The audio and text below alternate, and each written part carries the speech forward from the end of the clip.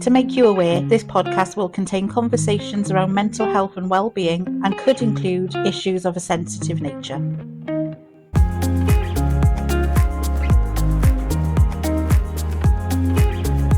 This is a podcast from Turbine Talks CIC.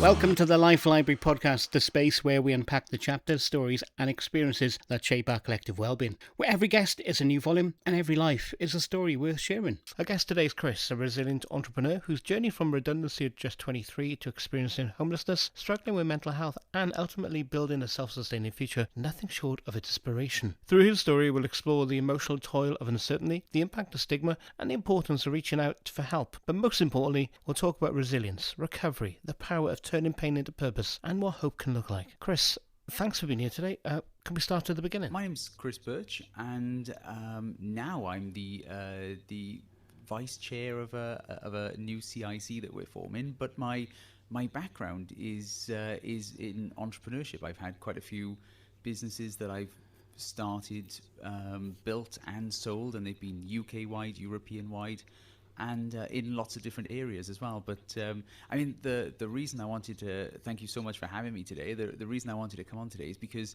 it's not all been plain sailing, and I thought it would be a great opportunity to talk about that.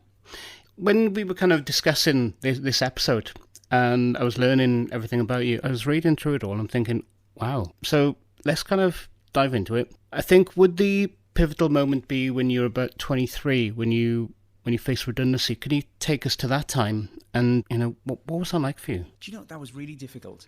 So I worked in one of the largest banks in the world, and I had 2 clean years of being the highest grossing salesperson in the UK, which is huge in that size organization. And I thought, to be honest with you, Patrick, I thought I had a job for life. I thought that was me for the rest of my life. I'm going to work in banking in some description or another, and I'm going to work in sales to some description or another. And I progressed very nicely through that business, and it worked incredibly well. And then to be met with what we know now as being a huge recession, and at the time labelled a credit crunch, I had no real knowledge, due to inexperience, because I was young, of a recession, and therefore was completely blindsided by the fact that there was even the potential for redundancy. I thought, oh, maybe they'll move me to somewhere else, or something else will happen. But no, I applied for a different position within the company, and because they were restructuring the organization, my job was no longer a job. So I found myself completely redundant. And if I'm totally honest with you, Patrick, I thought I would be able to walk clean into another banking job in my complete naivety as an early 20-year-old. I thought I would be able to just, you know, go down the street and find another bank. To be honest with you, I did find another bank that were actually employing. And I did my training, which was 2 weeks. And I walked in one day and they said, oh, we're closing the office. And I thought, oh, okay, that's really interesting.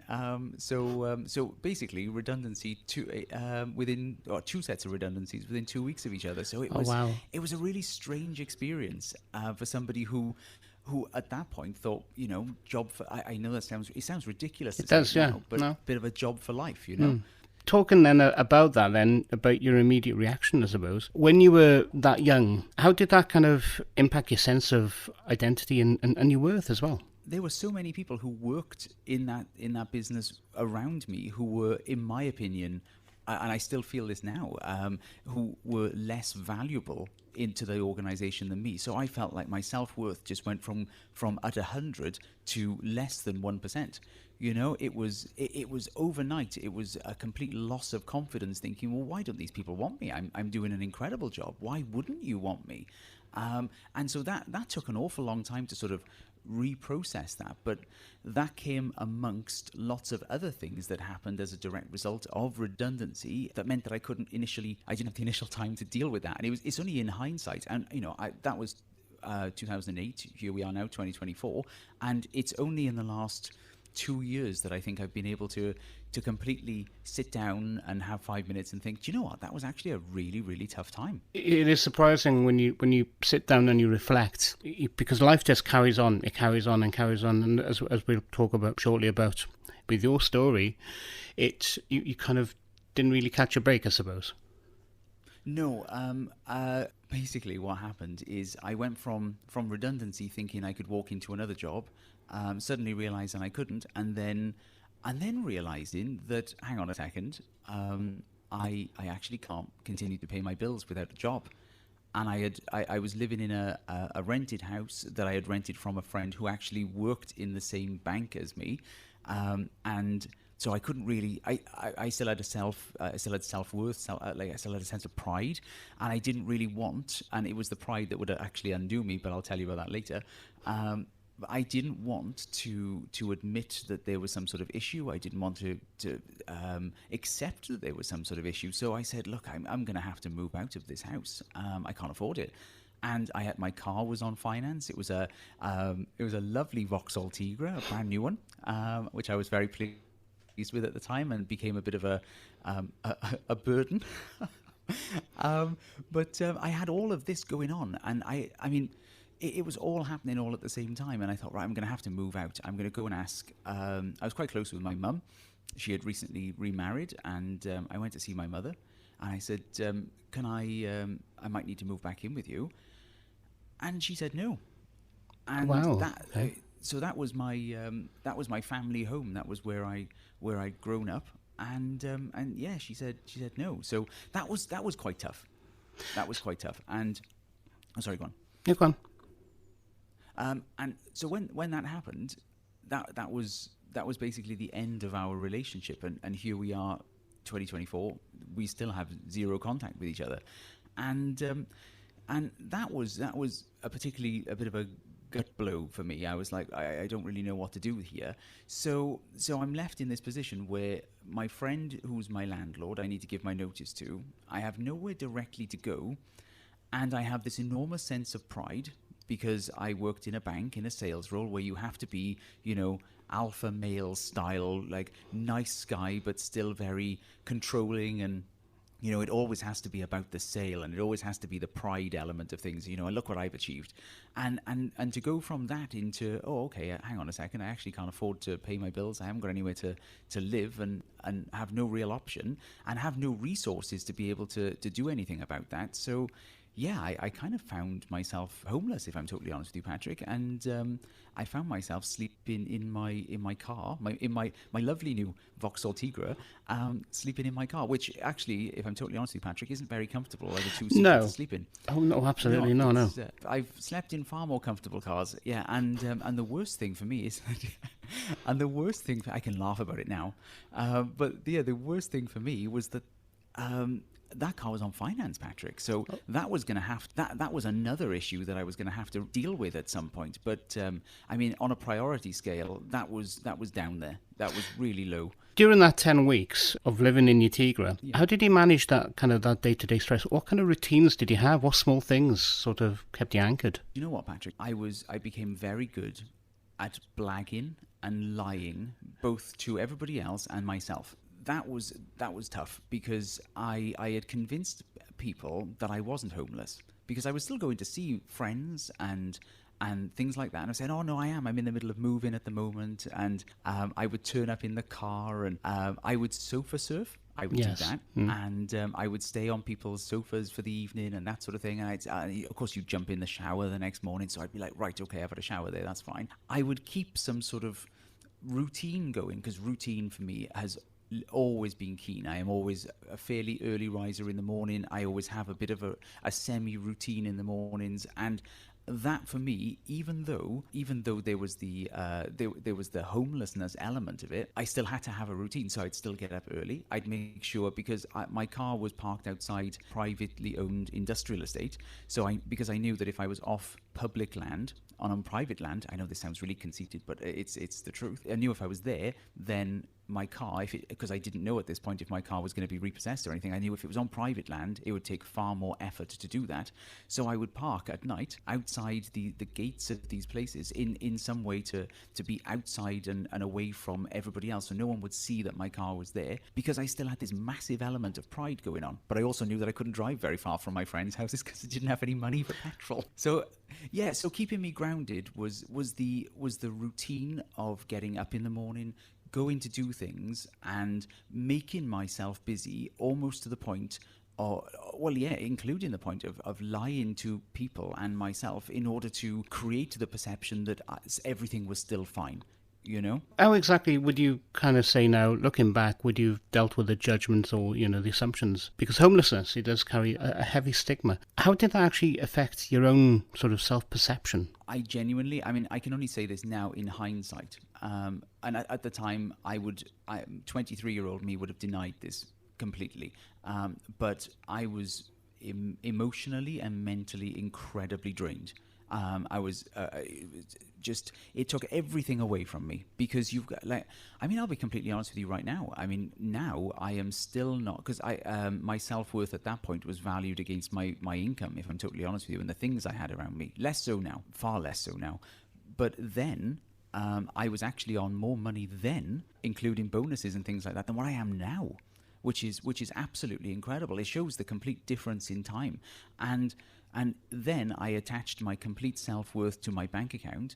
And so if you can imagine that going from fairly full to ridiculously empty and overdrawn, that was a direct correlation to my feelings and my mood and my ability to do anything. My emotions and I was very stunted. I was actually quite emotionless. And that sounds really strange to people who haven't been through this. But you actually go through, well, in my instance anyway, you go through this period of not knowing who you are and what you represent anymore. And so you feel a little bit emotionally numb. Well, I certainly did. And I wasn't able to comprehend what was happening to me. And I think that if I had become in any way emotional, that might have been a little bit overbearing for me, and I don't think I could have controlled that. So I was keeping a check on my emotions by being emotionless. Yeah, it's like a protective thing, isn't it? Oh yeah, 100%. I was really protecting myself, and ultimately, I think that that's not the best idea, but I think it's a coping mechanism, and it was the only one I had available at that time. And I think if that ever happened to me again, I think I would probably end up in a very similar mental position, in the sense that I close myself down and you become emotionless. And I think as a coping mechanism, there are far better ways of dealing with things, far better ways of dealing with things. But for me, at that point, in that moment, that probably worked quite well for me, because I think otherwise I would have probably found myself in something far worse, far quicker. What made you hesitant to reach out? Because we talked about how you were sofa surfing and homeless. How did keeping those kind of feelings inside affect you? It was incredibly tough. It was incredibly tough. And I don't know why I didn't reach out to people. I mean, I still think of that now, Patrick, and I think, why didn't I do that? I mean, that's just silly. I mean, but I also wrestle with the fact that I can remember the mindset that I was in at that point, and I can also think, I wouldn't have reached out for help. And I'll tell you what it is, Patrick. It is complete pride, because the perception. I mean, my dad is absolutely fantastic, and he had an enormous sense of pride in me. So did my grandparents. So did my mum, up until the point that she didn't. They all had an incredible sense of pride, because your son is going to work for a bank. He's doing incredibly well. He's getting all these awards. Everything is going really, really well. And to suddenly have that sort of like stretched away from you, or pulled away from you, essentially, and you don't want. I didn't specifically want to deal with that. I didn't want to tell people that they couldn't be proud of me anymore.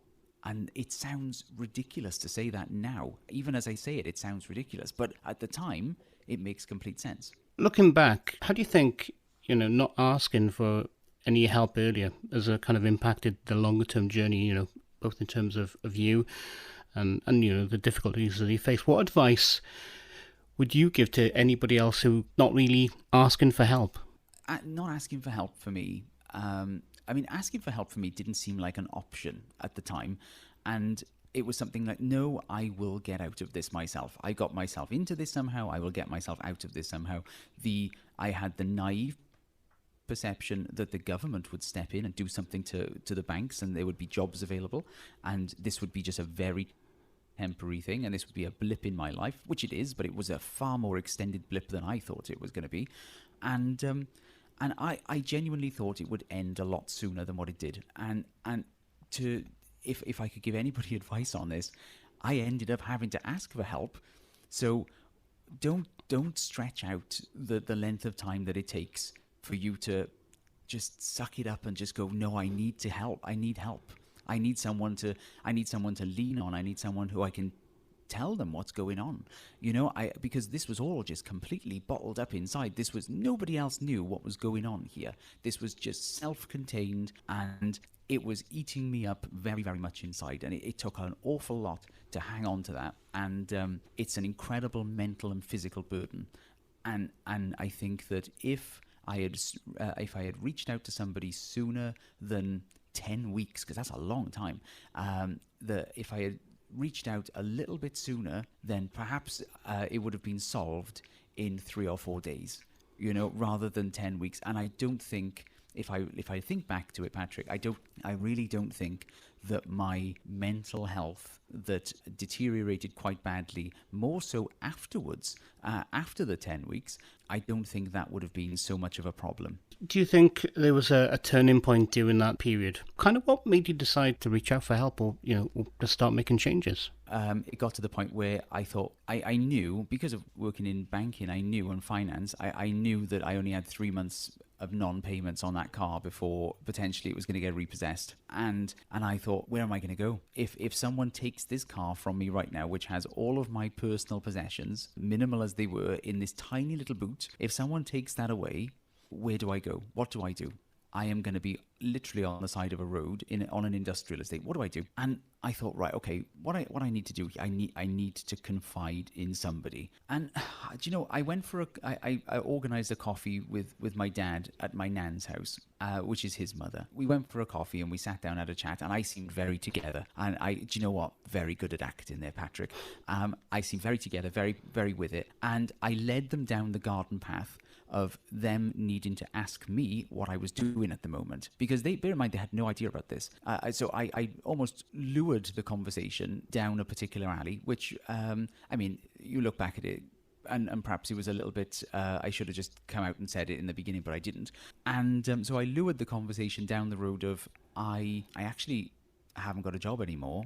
And they said, oh, okay, well, what are you, coping? Where are you living? And I said, well, I had to move out of the house. So I'm just sort of like finding my way around at the moment. I'm staying at a few friends' houses, that kind of thing. I very much downplayed it, very much. And they said, oh, and my nan instantly said, well, there's a spare room upstairs. Go and put your stuff upstairs, and you can stay upstairs. And my dad said, I tell you what, he said, have you got any money? And I said, well, no, I literally have nothing.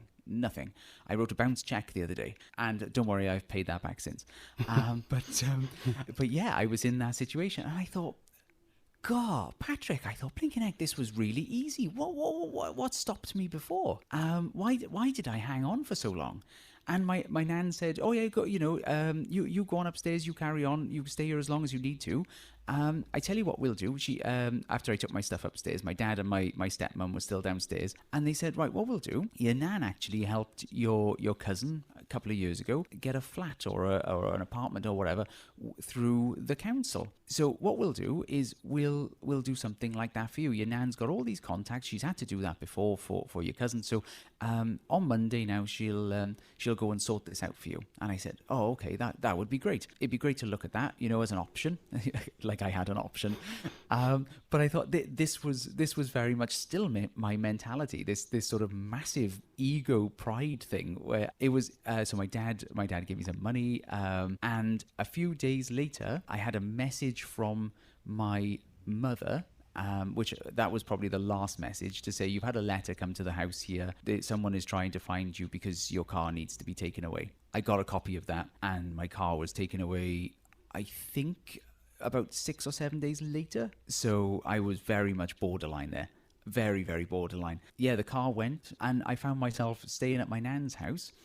And I thought, honestly, Patrick, and I still think about this now, and I think, well, why wait all that time? Why when I was sat all by myself in that car for all that time, did I think why didn't I just go and ask my dad? Why didn't I just go and ask my nan? Why didn't I do that sooner?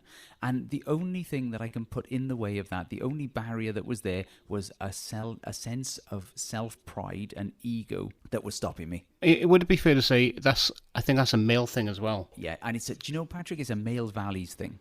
Yes, It's absolutely. it's up there. It's one of those things. If you're not allowed to fail, and because you're not allowed to fail, you often don't try. There should be more spoken about that. You should be allowed to fail. There's always kind of a stigma associated with you failed, or the negative connotation of, well, you've done that wrong, you're struggling, man up, that kind of thing too. Oh yes. What about everything that you had there, all that support? Now, did you struggle? Would it be fair to say you struggled with accepting all the happiness that followed, and about the suicide attempt? Yes.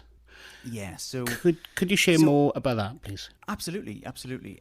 So it's actually strangely important to the entire homelessness thing, because you get to the end of the homelessness, which was 10 weeks.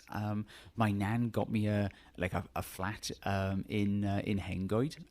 Very very nice too. It only recently been built. It was lovely, and we go through this entire thing, and my life is very much together. And we're talking about 6 months down the road.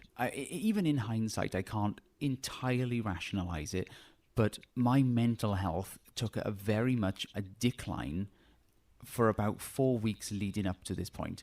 And it was, as I say, about 6 months after, and I felt like I can rationalize it a little bit more now. I felt like I wasn't worthy of the help that I was given, and because I hadn't earned it. And that sounds ridiculous to say, but it's very true.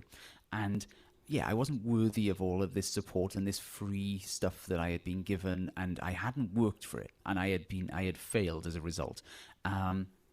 So I wasn't, and you know what? I don't know what trigger happened in my head, but it was one day. I knew my granddad my granddad, who already lived up the street with my nan.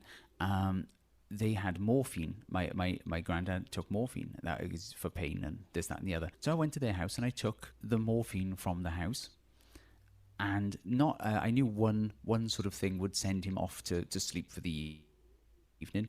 So I took 10. And I kid you not, it was only because a friend of mine, she came to the house completely unexpectedly. Came to my flat completely unexpectedly, and she was doing she was gonna be like, oh, I'll come over with some drinks, that kind of sort of style thing, and we can have a chat. And it's only because of that anything was done and that I was found, because otherwise we would not be here having that conversation today. Absolutely. And that moment was the lowest moment in my life, and I include the homelessness in it, and I can attribute all of that to an after effect of the homelessness, because I think it was a delayed reaction, a delayed thought process, because I had very much, like I was saying earlier, I'd very much compacted myself and my thoughts, and I'd numbed myself to what was going on. And I don't think it was the fact that, even though I was saying it, that I wasn't worthy of this help and this support. I think what it was is me processing what had happened to me, the situation I had found myself in, and how difficult that was. And I think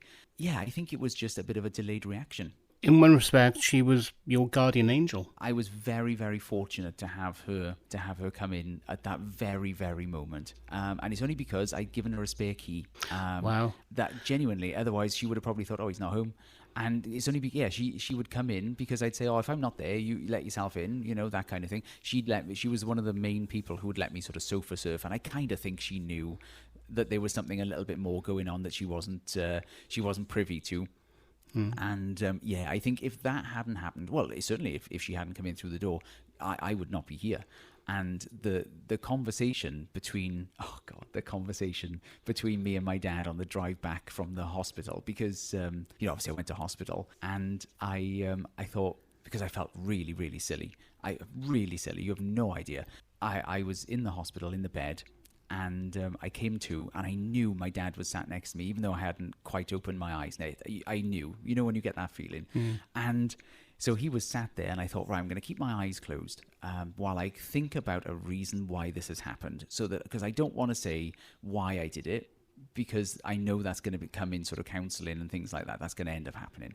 But I don't really want to explain everything to my dad right in this moment. So I need to rationalise it. I need to think about it a little bit more.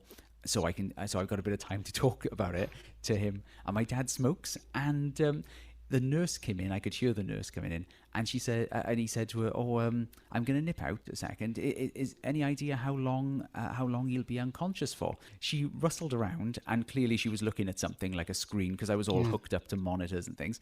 And she said, "Oh, no, he's awake." And I thought, "Oh, well, I actually won't repeat what I thought about her at that moment." But yeah, I thought, "Oh, right, okay." So I was like, oh, eyes open, right. And a bit of a follow-up within the hospital before they let me leave, which was quite extensive, actually. On the car ride on the way home, my dad and I sat in pretty much silence for a while, but he said, "Look, you don't have to explain to me why you did this. You don't have to. If you want to tell me, you can tell me. You don't have to tell me now. You can tell me in 6 years' time. You can tell me in 20 years' time. I don't care." He said, "You don't have to say anything at all, but I'm here if you want to. If you want to talk about it, you cannot do that again. You can't do that again." He said, "You have to put everything in place to make sure you don't do that again." And because he had previously lost his sister to suicide as well. Oh, okay. It hit him pretty hard. Thankfully from there, I built myself up very, very nicely with the support of people around me and counselling as well. How did that actually help, to change your perspective on life, and what kind of role has it played in the recovery of you? In terms of counselling, I mean, I will be fair, Patrick. Previous to that, I held zero weight in counselling. I thought it's just people having a nice chat. I will still, to a certain extent, say it's people still having a nice chat. However, it's lovely to have a chat with someone who is sat there completely unbiased in every possible way. So they're just sat there listening to you, without judgment, without any sort of, without any other information, without any life knowledge about you before this event, and they are only there to listen to what you want to tell them. And do you know what? I really valued that. I thought that was fantastic, because you can sit there and you can tell them everything, and they're like a sponge. They're absorbing absolutely everything that you say, and they have the emotional and the logical reasoning to be able to say back to you things in a variety of different ways, and it makes you think, "Oh yeah, that was the reason I did that. That was the reason I was doing that." And steps were being put in place in this CBT sort of esque counselling. It was all being sort of put into place for me, and I thought, do you know what? That is the reason for that. That is the reason for that. And it was very much compartmentalizing the reasons for my decline mentally, and the breaking point, which was the suicide attempt there, and the pull back from that. It was nice to be able to have someone to, in an educational way, to be able to articulate it for me, because they had listened to everything I had said, and they had said it back to me in an educational, non-judgmental way. And it's also somebody that, when I left that room, that nobody else knew. Nobody else knew that counsellor. Even if he was going to go home and tell his wife or whatever, it wasn't gonna be anyone in my circle. So I felt very comfortable in having that conversation. And you know what? That is something that is not very well advertised. It's, go to counselling, you can go to counselling, but that is the reason why. It's a non-judgmental person. That was probably the single biggest benefit for me, is just to be able to have that conversation. And there are so many different aspects of counselling as well. And I think people's perception of counselling or therapy is somebody laying on a chaise longue and somebody sat on a chair listening to you. But it's not like that at all. That's the perception of it. As you know, it's not that at all. No, mine was, to be honest with you, mine was on the cheapest NHS chairs you can possibly imagine. They were very uncomfortable, and I think I'm convinced it was deliberately done to keep me on my toes. Yes, and keep me sort of semi-unrelaxed, so I would keep the conversation going and keep me moving and mentally sort of stimulated, because I was but it was very much, it was a one-to-one session. And he was a great guy. He's probably actually, at the time, is probably about the same age I am now, and he had gone through similar, not to the same extent, but similar sort of scenarios. So he was able to give me real world examples of how he was able to cope in a non-judgmental sort of educational style way. Now, to be totally honest with you, whether he's exaggerated them or blatantly made them up in order to sort of like pass that on to me, I don't know, but it worked. And I think the fact that it worked is the most important thing for me. And I think I I was originally booked for 6 sessions, and I want to say I had 10 in the end. And after that, I felt like I was happy to leave. And he said, the door is open. If you'd like to come back, you're very, very welcome to come back. The best thing for me is when he said, no, but I do agree. I think you're okay, you carry on in the world now, and if you need anything, we are a phone call away. That was great to know. That was really great to know. And to be honest with you, I have never used that service ever since. After you begin to recover, then rebuild your life, how did the relationships with your family and your friends, how did they evolve? And did that experience change the way that you relate to other people, especially in terms of your vulnerability and trust too? Do you know what? I think because I was in the most vulnerable situation with such a small and closed-in amount of people, it was very tough to be open to anybody else. So what I found is my dad, my stepmom, my nan, and my granddad, they were the 4 people there at that, and my one friend there. So the 5 of them, they were there at the very, very sort of darkest hour and seeing me at my most vulnerable. And so as a result, I'm very, very open with them. And as a result, my partner and I, since then, have had several conversations, obviously just as equally close to my partner in that sense. But it's all of those people get that level of vulnerability from me, and I feel like I can be vulnerable to those people. But what I did do is, since that point, it made me very closed off and very sort of guarded about my vulnerability with other people. It's made me very open to talking about things like this. That's only happened in the last few years, but it's made me very emotionally closed off to certain people because I don't want to share everything. Because I find that if I do, I don't know. It's in the strangest possible way. If you overshare, it may come back in a negative way at some point. And I suppose in one way that sounds a little bit irrational, but it's true. It's based on experience, you know. And it is true. That kind of idea of oversharing, that idea, you think that's irrational. It's not. It does happen. It's happened to me personally as well. So I can kind of empathise with that idea of that too. Through the journey that you've taken, what have you learned about the importance of mental health and well-being, and how do you maintain that mental health today, especially with what you do now? Well, I am a very sociable person, as you well know. I love a chat with people. I don't shut up a lot of the time, as you probably know now. Yep. But what I will say is I very much gain my energy from the people around me. So I need to be around people. And I recognize that in myself. And I know that if I am sat at home doing nothing for several days in a row, my mental health deteriorates. Okay? And not to any way near the situation that we encountered ourselves with previously, but I know that it's a slippery slope, and I'm very much aware of that. So if I ever feel like I'm in a situation where my mental health is deteriorating a little because of the lack of human contact, even in the briefest of ways, I make sure I do, and that's why I found myself volunteering. That's why I found myself doing sort of other bits and pieces, because otherwise my contact with humans is minimal. And if I'm totally honest with you, the Teams and Zoom and these sorts of things, they don't cut it for me. It has to be face to face. It has to be in person. And even if it's in a coffee shop, even whatever, I feel like I get my energy and I get my sense of mental well-being from other people, being around other people and just chatting with other people. Equally, I also now know that can be, as much as it can be energized, it can also be draining. So I need to know when to shut that off and have time for just myself.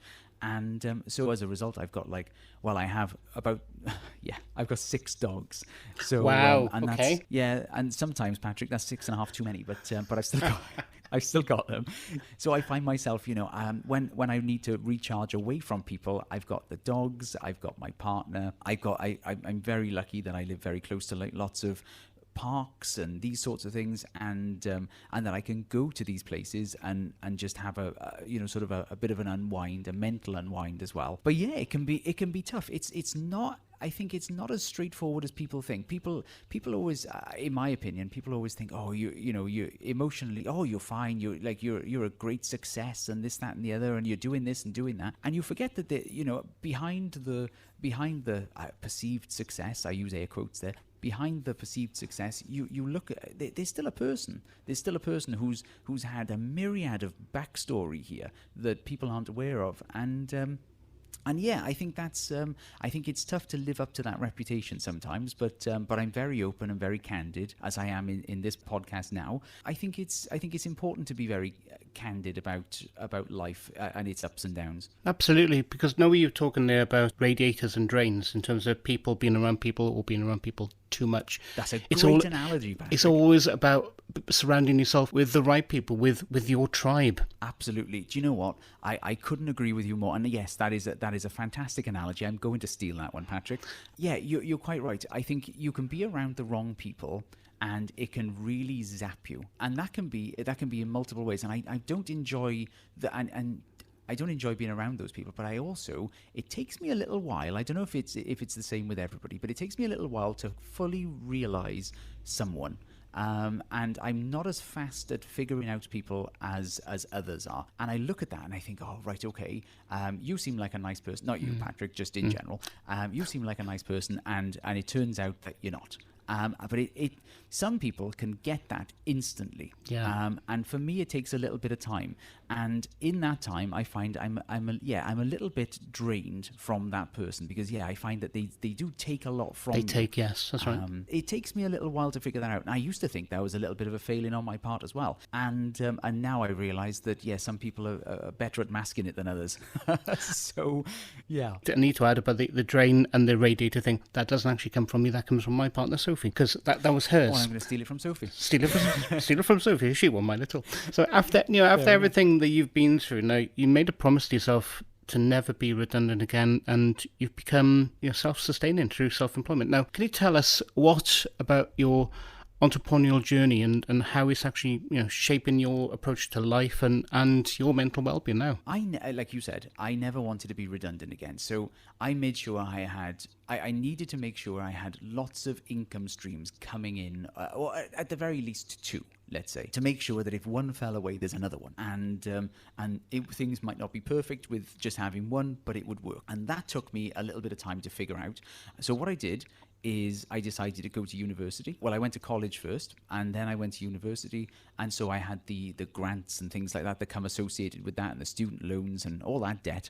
So while I was doing that, my partner and I set up a cleaning company, which would become a facilities management company. And as that grew, I'm still it's very egotistical to say, but I'm going to say it. I'm still very good at sales, Patrick. Mm-hmm. So I was able to blag myself a contract with Morrison's, the supermarket chain. Wow, nice. And then I was able. That was 6 months in, and I was able to therefore go on and end up employing just a team of just over 300 across the UK. We ran that company 24 hours a day, 7 days a week, and the only time it would stop would be 11 p.m. on Christmas Eve, and it would reopen again at 5 a.m. on Boxing Day, and it would run for 24/7 again.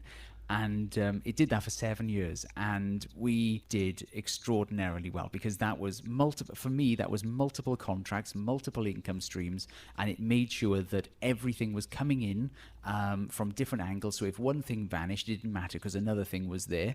And that ran incredibly successfully. Now, because I didn't want to make I never wanted to make anyone redundant. So I always made sure we had a very lean team.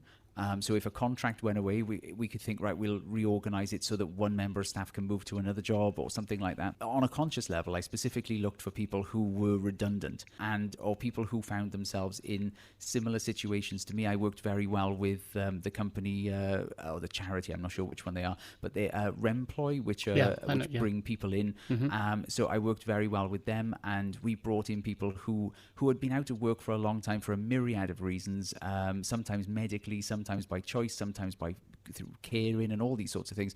And we worked incredibly well with those people. And it made me and my partner very, very sort of philanthropical is probably a good word to use. It's not quite accurate, but it made us very aware of the development needs of staff because of my own situation and the situation I had found myself in. I wanted to make sure that my team around me were incredibly well managed and incredibly well skilled, and they weren't just cleaners. I know that sounds really derogatory, but it's the total opposite. I wanted to make sure that they were skilled in multiple different areas, so we'd send them on NVQ courses. If they were new to the UK, we'd send them on ESOL, that's the one. We'd send them on these courses. We would upskill as many people as we could, and I told this story before, but I had this one lady who was I wanted her to become team leader, and she didn't apply for the job, which really annoyed me, Patrick, because I really thought she was going to get the job. And I said to her, why didn't you apply for it? And she said, in a very, very long, drawn-out conversation, she said, it's because I can't read or write. And I thought, wow. Wow, what world are we living in where this lady here, who I want to give a better job to, can't read or write? So I said, look, are you happy for us to work on that? And so I had just done my, by this point, I'd finished my degree. I just finished my teacher training, my PGCE as well. I said, look, I've got a friend. She's a tutor. Are you happy for me to put her in touch with you and she can teach you to read and write? And my partner and I paid for that. Nobody else knew about it, just my partner and I. She learned to read and write, and she became the team leader that we wanted her to become.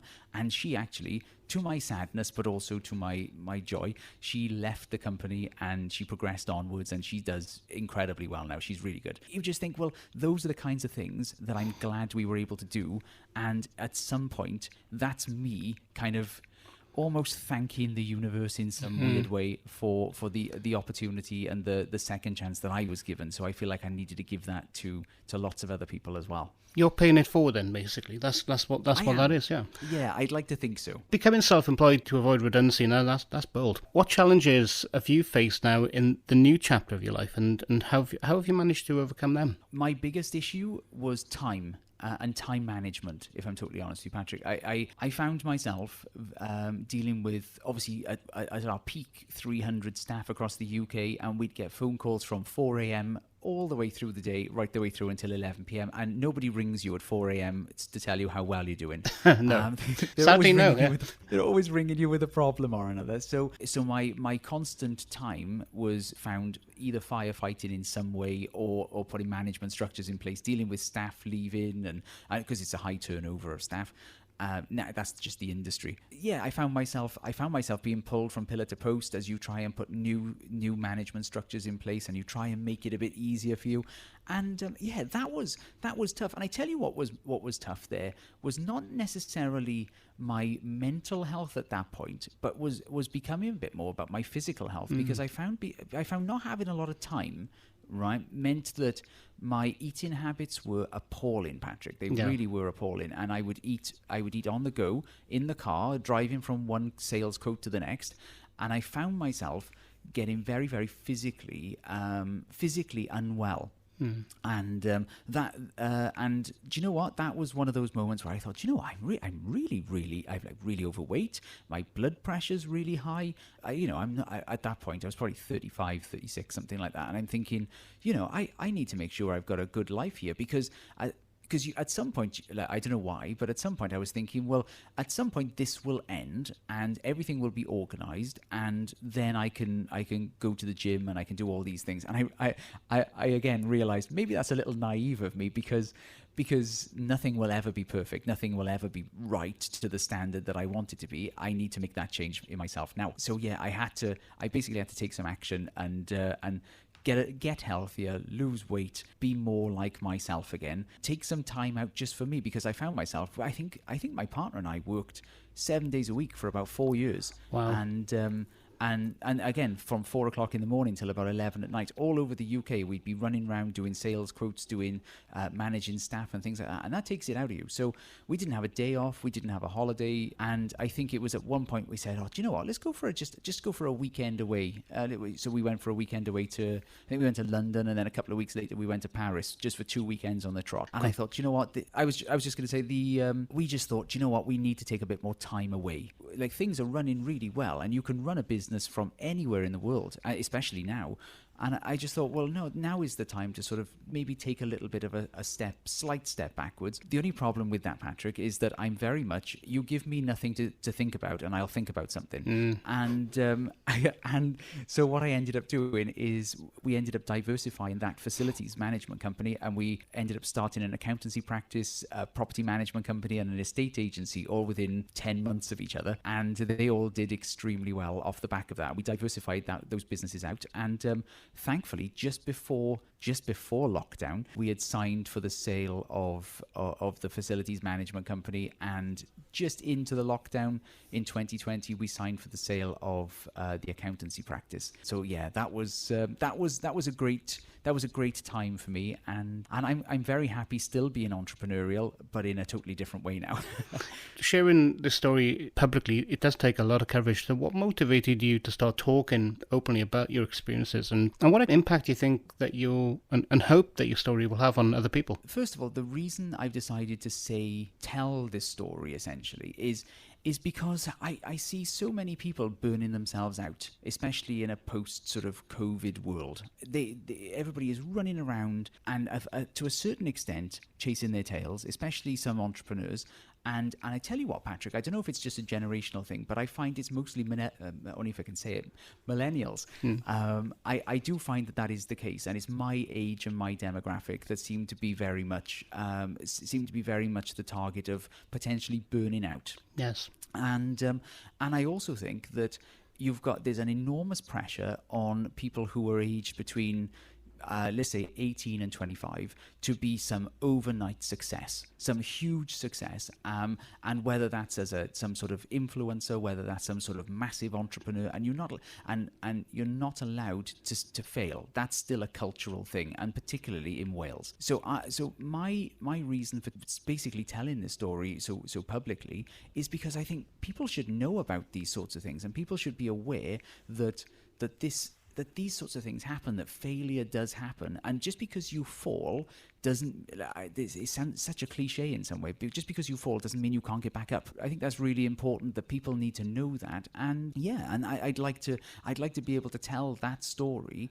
and I'd like people to know that is something that maybe they can take away just the slightest thing, the slightest piece of information away from what happened with me, and move that forward as a result. It's interesting what you say about millennials. I can't say it either, because it is the generation, because the way tech has changed, and with reality TV, with TikTok, everybody wants to be famous. Everybody thinks they can become rich really easily, very quickly. But is there any sort of background to that? What happens when they reach the top of that Maslow triangle, as it were? It's so difficult, because even when you do get to the pinnacle, I mean, I would like to think that having such a large company, founded essentially from buying a £25 vacuum cleaner, I'd love to think that is an incredible story, and I'd love to think that we reached a really good pinnacle there, and to be able to found it, scale it, and sell it is such an enormous thing. But people only see the positive sides, and you forget about all the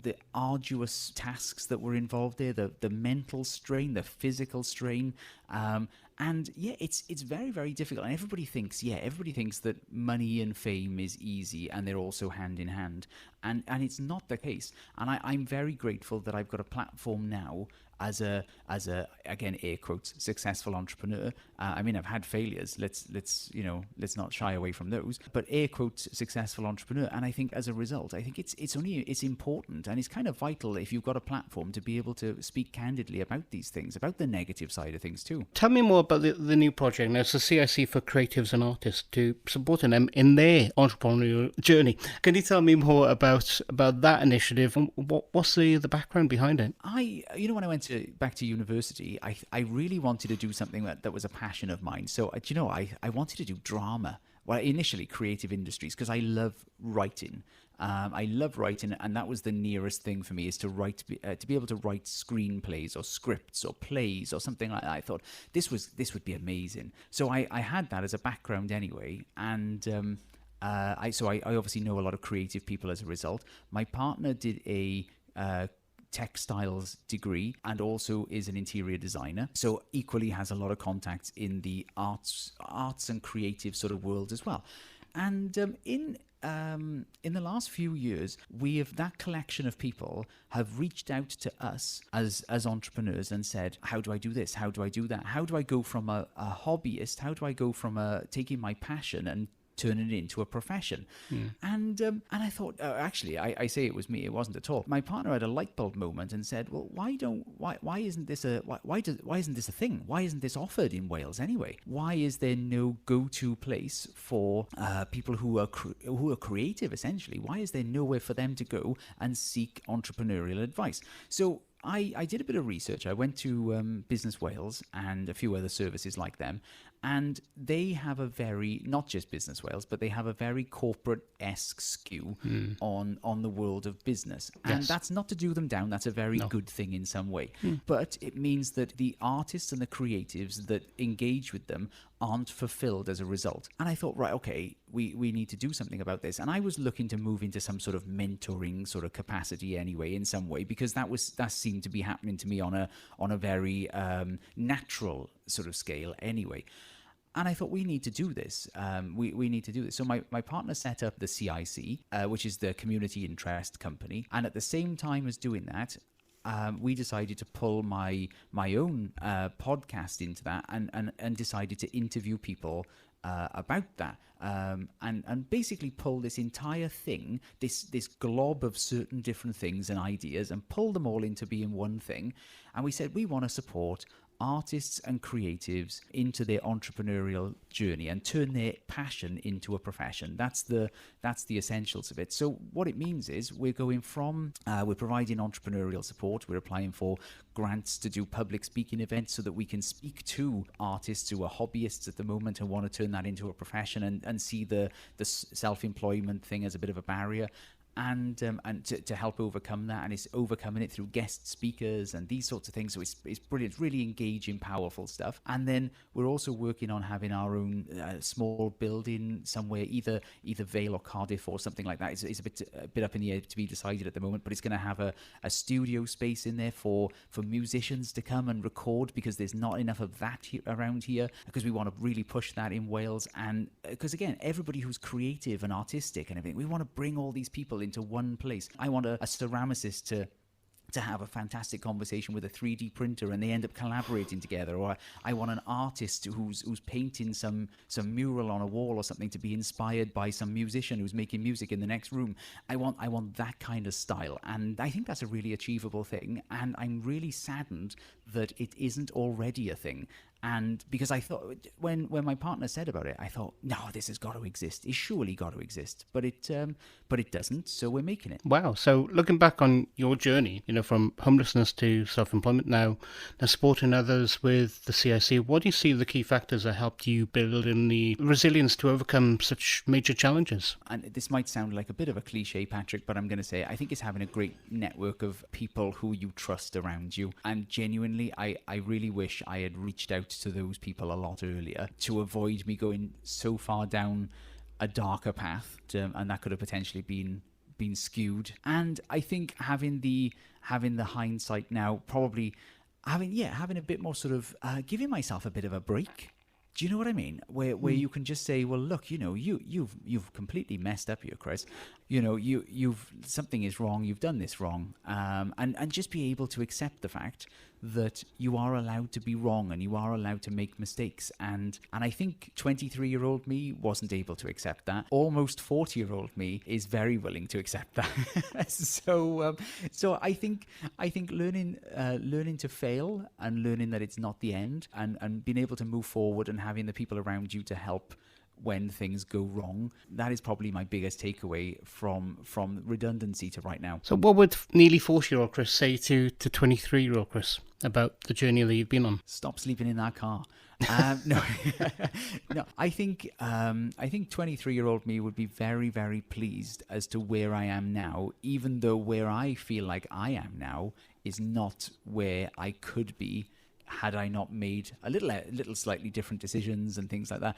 But I think 23-year-old me would be very, very, very proud of where he will go, and could get there a little bit sooner if he accepted a little bit of help. What other advice could you give to people who are, facing something similar, whether redundancy, homelessness, or mental health challenges? Do you know what? It's tough. It's not the end, I would say. You might feel, and it sounds, if you're in that position right now, you are not going to listen to anything that I say, even if it's sound advice, because what you feel like you're doing at the moment is the best possible thing, which I completely agree with. But what I would say is take people into your confidence and speak to people openly and frankly and say, look, things aren't rosy. Things aren't great at the moment. I'm not doing so well. And have the open and transparent conversation with somebody who you can really rely on. And do it in person. Don't do it over the phone. Don't do it over some message. Don't do it over Teams. Go and speak to people. Be real with people. And just sit down and have a chat with somebody who you really trust and take them into your confidence. Allow them to help you fix the problem.